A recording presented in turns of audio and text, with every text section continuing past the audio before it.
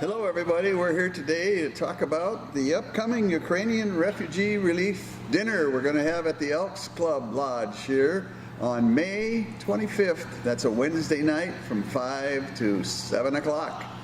And George Frake and I are here today to talk a little bit about the who, what, why, when, where, and how of the whole process. So we'll start out by saying, why are we doing this? The purpose of this is to raise money in the International Falls Fort Francis area to support all of those Ukrainian refugees that have been ruthlessly and mercilessly displaced by the war that is currently going on in Iran.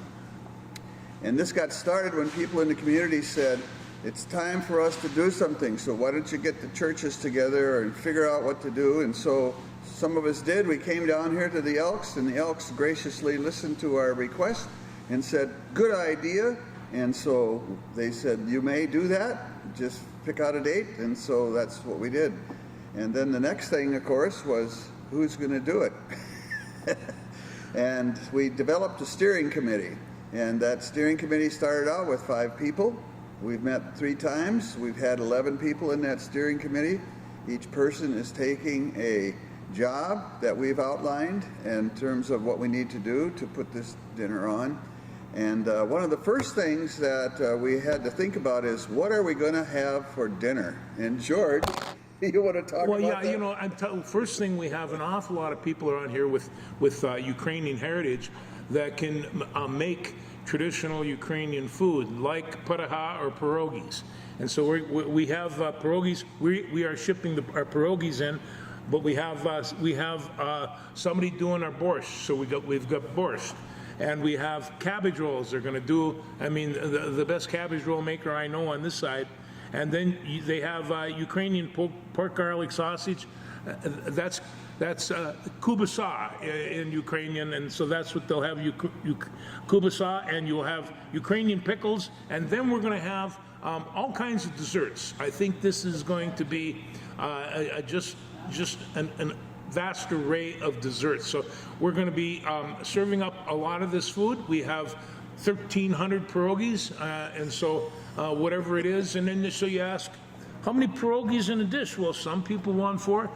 Real Ukrainian wants 12. You see, so it's a different deal. But this should really be fun.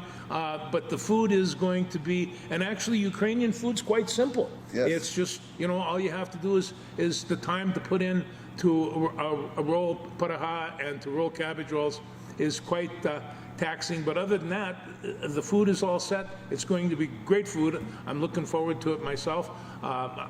Me and Pat the Benedict are in charge of making the pierogies, and Dee Dee Thompson as well. So, but there's people all over the place that's contributing to making the food and they're going to put out their best Ukrainian dishes, no doubt about that. So how do you fix pierogies, George? Well, pierogies are an interesting thing, and they're not only Ukrainian, they're Polish, they're all Eastern European, Russian. What you do is you roll out dough and get about nice big, like a big pizza, light sheet dough. You carve out squares or circles. Sue and I have a discussion about which ones you do, or circles, and you put in potatoes, as my grandmother would say, potatoes, and cheese. You get your potatoes and your cheese, you roll it up in her, and she never said it like with a smile on her face, like good Ukrainian grandmothers do. And then you smother this in onions and bacon, and then further, as a garnishment, you will put sour cream. And in fact, there'll be some other adjusted cottage cheese with your sour cream, and there's a number of different ways. Everybody has their own ways of making pierogies. I was quite later in life when I realized people fried their pierogies. I never had a fried pierogi in my life, but yeah, for breakfast and a couple of eggs, they're great.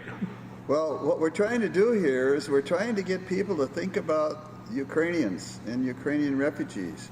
And we're trying to think about how we as a community can come together in solidarity and raise some money to send to the Ukrainian Refugee Relief Fund in the Ukraine. And we're going to do that by having a fiscal agent, and that's the Bacchus Community Center, and all the money will be there. And then when we get it all together, we will send it to the United Nations Commission on Refugees, specifically for Ukrainian relief. And I've been watching TV lately, and I see this group is advertising, send us money, send us money. We need it badly to help all these 5 million people who have been displaced because of this ruthless and merciless invasion of their democracy. So that's what we're going to do with the money. And speaking of that, what we'll do is we'll have a free will offering at the dinner. When you come in the door here, we'll have a table set up, and we want you to be generous. Like my old friend Art Corrin used to say, the Lord loves a joyful giver. I miss Art. But anyway, so we'll have a place there to put money. If you can't come to the dinner and you want to support this, then you can send money to the Ukrainian Refugee Relief Fund, Bacchus Community Center, 900 5th Street, International Falls, 56649. You know, and there's no doubt we're here to hook some dough, and Yeah. we're going to have a drop-off bucket outside if you want to drive by and place a check or some money in a drop-off bucket. But we want people to come here with donations in their heart, because there are a group of people, and quite a group of people, that seriously need our help right now. And this grassroots thing. The people that are involved in this, and I've never done anything like this before, the people that are involved in this are really pretty remarkable and very, very talented, and they're going to pull this off. So this is exciting. I'm looking forward to this. We have one of our steering committee members that volunteered to put up posters around town. And somebody else said, well, we'll copy it off for you. We got a poster that's got blue and yellow and all kinds of Ukrainian symbols. And it'll be on KCC TV, I'm sure. Anyway, that person, bless her heart, has been up and down the street. About 150. 150 posters. The best thing I've ever seen in the years I've lived here in terms of putting out posters.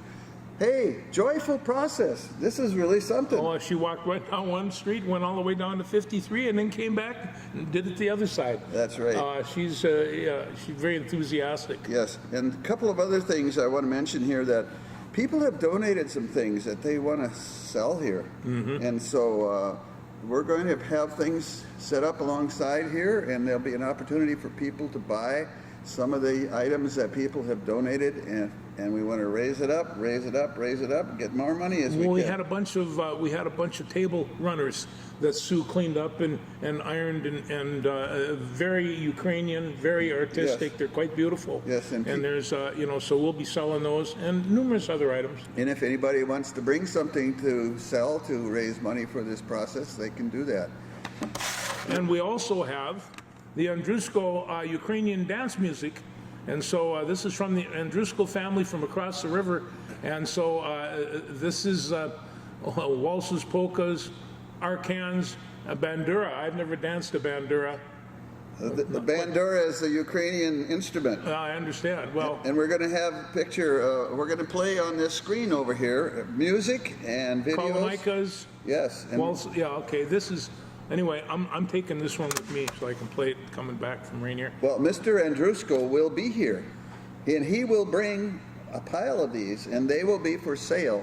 And so I've been listening to this in my truck. I can't quit tapping my foot. This is really good. And George, I know you're into music. I am, yeah. And so Mr. Andrusko came over to see me the other day, and he said, I want to do something. And so he brought this, and he said, I have these, and you can give me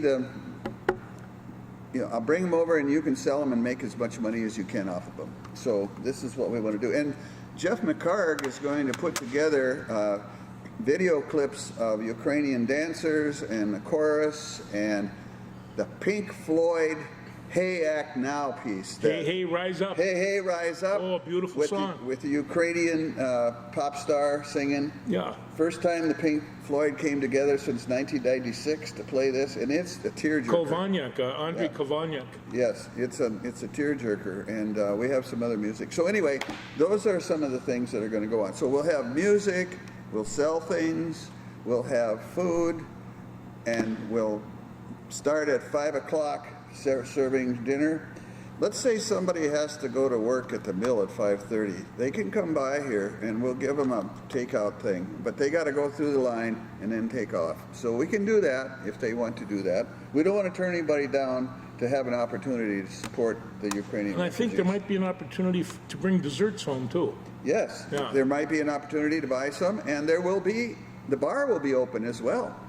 Well, that's very good news. So people can come and have some drinks here. Yeah. Coca-Cola has been kind enough to give us some pop and cups and things, and probably have a coffee here from the coffee landing, and so then we'll have a bunch of young people from a couple of churches that are going to come and bus tables and serve as hosts. So this is going to be truly a community deal. This community is incredibly generous, and I'm sure that this is going to continue with this project. Well, And I know there's a lot of things going on and a lot of donations to make, and that seems to be that time of year. But this requires some urgency, and so I'm glad we're doing this. This is important. well, Pastor Mark Peters from Zion Lutheran was at our steering committee, and he said, this is something that should keep going in our community to support the refugees.